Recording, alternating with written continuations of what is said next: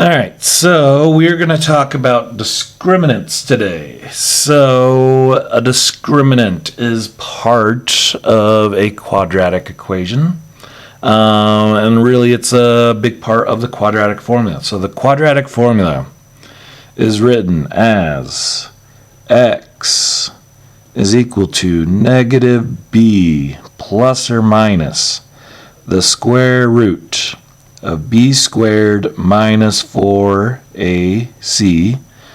all over 2a. Okay?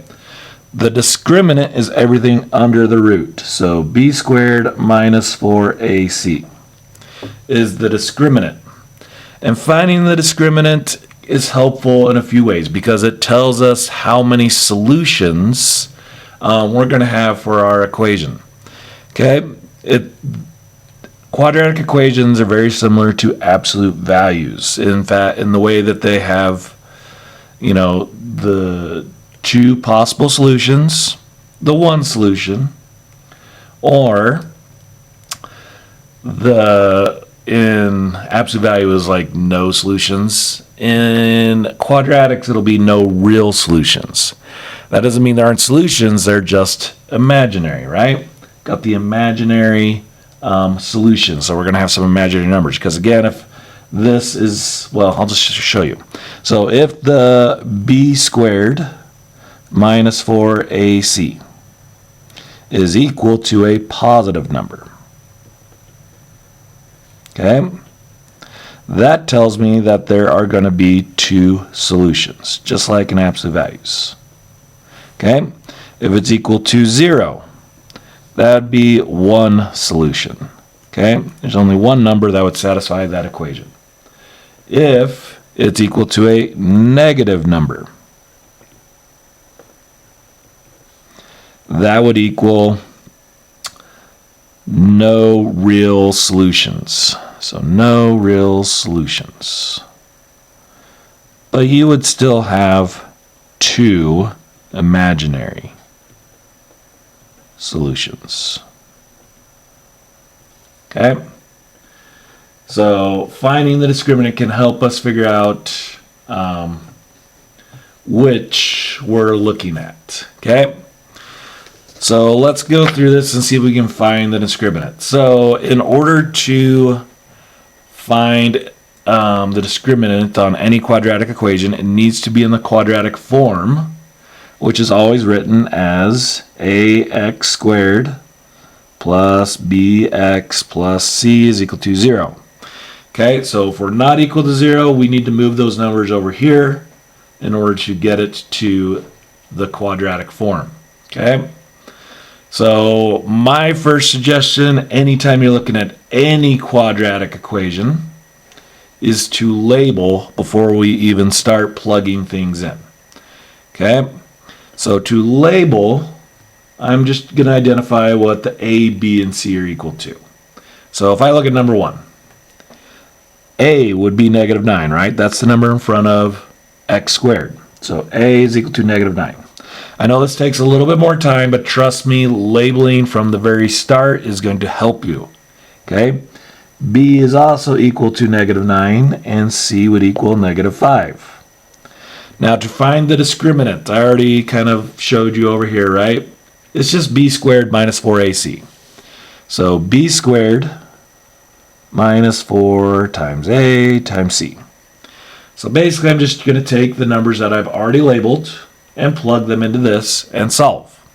Okay, so b is negative 9. So I'd have negative 9 squared minus 4 times a, which is negative 9, times c, which is negative 5. Okay. So negative 9 squared would be positive 81, right? And then I'm going to go negative 4 times negative 9 times negative 5. So negative 4 times negative 9 is positive 36, but then when I times it by negative 5, it becomes negative 180. So negative 180. So then I would do 81 minus 180. So 81 minus 180 is negative 99. So the discriminant of this quadratic function is negative 99.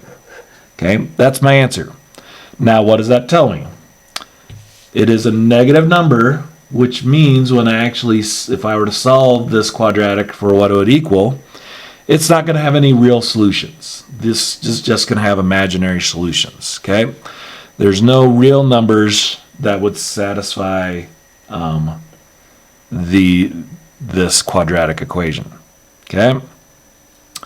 Now let's look at another example. Let's look at number 3. So looking at this one, I've got n squared here, right? That would be the same as x squared. So it's a negative n. So the a would actually equal a negative 1. Now there's no n here. So does that mean there's no b? No, there's a b. If it's not there, I could rewrite this quadratic equation as negative n squared plus 0 times n plus 3, right? Equals 0. Isn't that the same thing? 0 times any number would be 0, so that would go away. So if there isn't a term there, you still have to account for it. It just would be like there'd be a 0 in front of it, right? So b is actually going to equal 0. And then c would be 3. This is going to be one of the bigger mistakes you guys encounter on this unit is if there's not a term there, you guys are going to just move on to like there being just a, you would call the 3 the b and probably put 0 as a c. So don't do that. Okay? B is the one that's actually the 0.